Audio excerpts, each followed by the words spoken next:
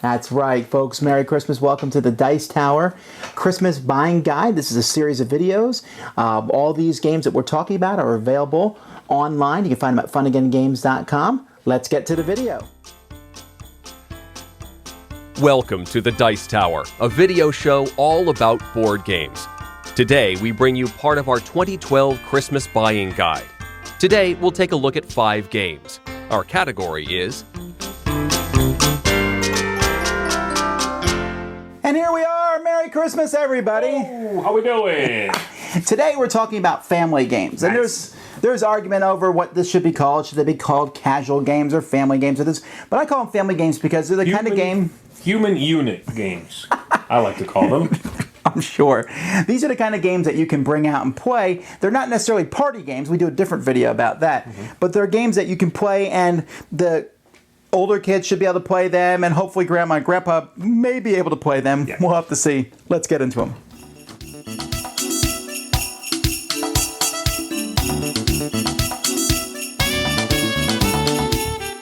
Well, this one's easy enough. I think this one the whole family can play. Oh, absolutely. The ages on here says 8+, but I would say you could even play a little bit younger than that. In Ink and Gold, all it is it's push your luck. That's it. Each turn, you go as a group party, you go farther into the temple trying to get gems, and each turn you say, I'm going to go with the party farther in, or I'm going to pull back and take all the gems I've gotten so far, and any that have fallen along the way. And so everyone else will say, oh, we'll keep going. But if you go too far, the temple collapses, and then you get nothing. Yep. Do that 5 times, that's the game. That's the game. And the game is, it could be anywhere between 10, 20 minutes. In and out. You will probably play more than once. It's that kind of game. You can just set it up and go again.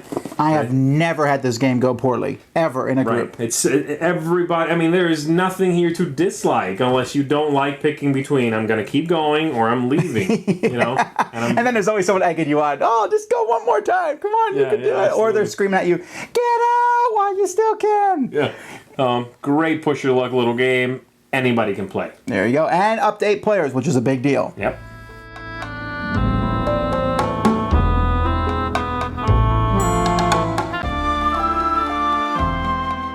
Duck, Duck, Go looks like a kid's game.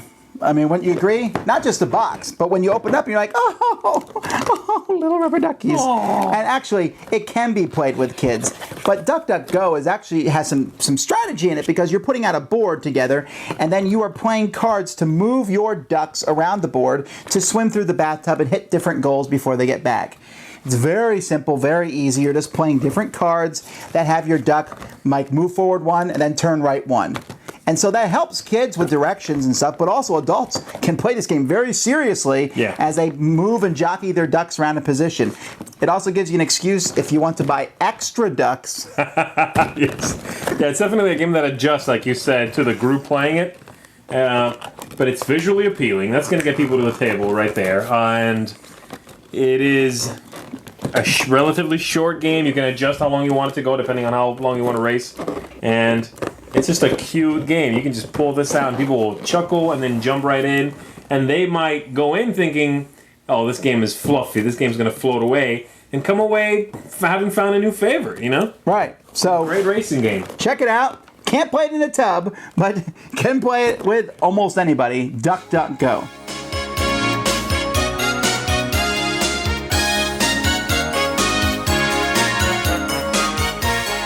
Tokyo is a very geeky looking game, and some people might be turned away from that. Oh, that's for those teenagers. But in reality, it's for everybody. What it is each person controls a giant monster, whether the King Kong or giant Godzilla or whatever they're called. Non-copy-ridden extra guy, And you're going into Tokyo and you're smashing each other basically by rolling dice and hitting the other monsters or healing the damage that's been done to you or getting a card that gives you a special ability like, ooh, I have 2 heads now and I have an extra die, or I have armor and I can take 1 less damage. And it sounds like it's, your typical nerdy game, and I guess maybe it is, but I've seen grandma be able to play it. I've seen kids play it. It works with a huge wide variety of groups. Even, I could play this with the folks from Pride and Prejudice. I could bring this in there and play, and I bet you they would play it with me. Well, the theme, like you said, is geeky, but it's handled in a silly way, so it's not off-putting. Once you get into it, okay, we're monsters, smashing Tokyo, rah, and that's fine. People get into it. the game, it's Yahtzee-ish, you know? You chuck a bunch of dice, and then you pick the ones you want to set aside, chuck a bunch again, and then again do it, boom, and then there's your hand, and it heals you or smacks people or whatever. Very simple game. And then the cards are the flavor. You know, the cards is where the strategy comes in. But the brilliant thing about the game is that when you teach someone, you can ignore the cards. They have no hand of cards. Right. You know, the cards sit there on the side until they're ready for them. And I'm making the game sound complicated. It's extremely light game. It is. But it's got a nice curve of entry. You know, you can just show them, here's the dice, chuck them, keep some, here we go. And it's always fun to smash other people in King of Tokyo.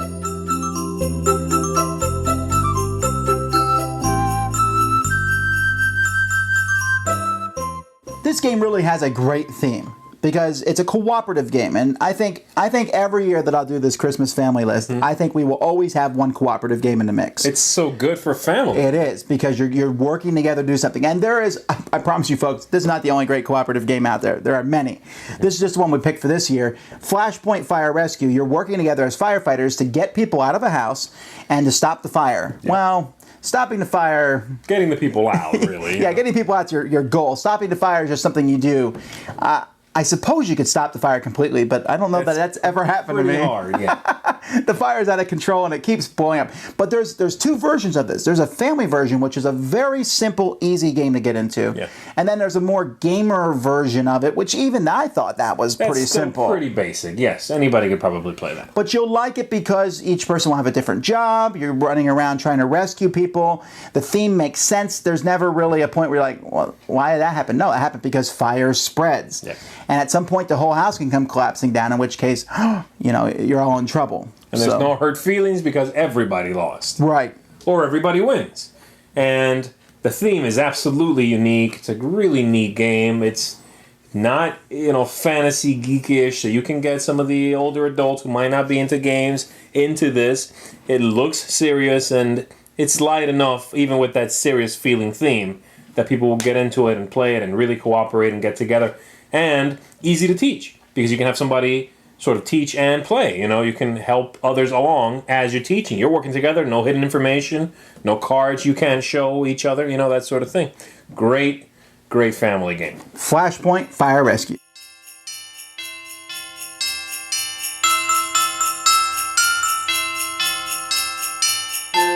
I thought a little bit about putting this one on the list because of the 5 games, this one's probably the heaviest. I agree. I still think it's a pretty light game, and there's variations in how hard you play it in the game. Mm-hmm. But this one is for the family who wants to get together and play a more strategic game. Yes. Seasons is a game that's a lot of fun because you roll dice, and then each person picks a die that's been rolled, and the dice show different things you can do on them. And whatever you pick is what you do. And then you do those actions, and then you have some cards you can play that will give you special abilities. And so that's basically the whole game there, and you're trying to get points, but what you do as compared to everybody else is what makes the game fun. Yeah, it's a stunning looking game. It's just gorgeous production, first of all. And so if you have that one gamer who might not have the game, it's a pretty new game, and they love good artwork. This is a home run, Like you said, I think I agree with you there. I don't know about playing it with very young kids. There's a lot of text on the cards, that sort of thing. So you have to be careful with that. But it's a nice, streamlined game, easy to get into.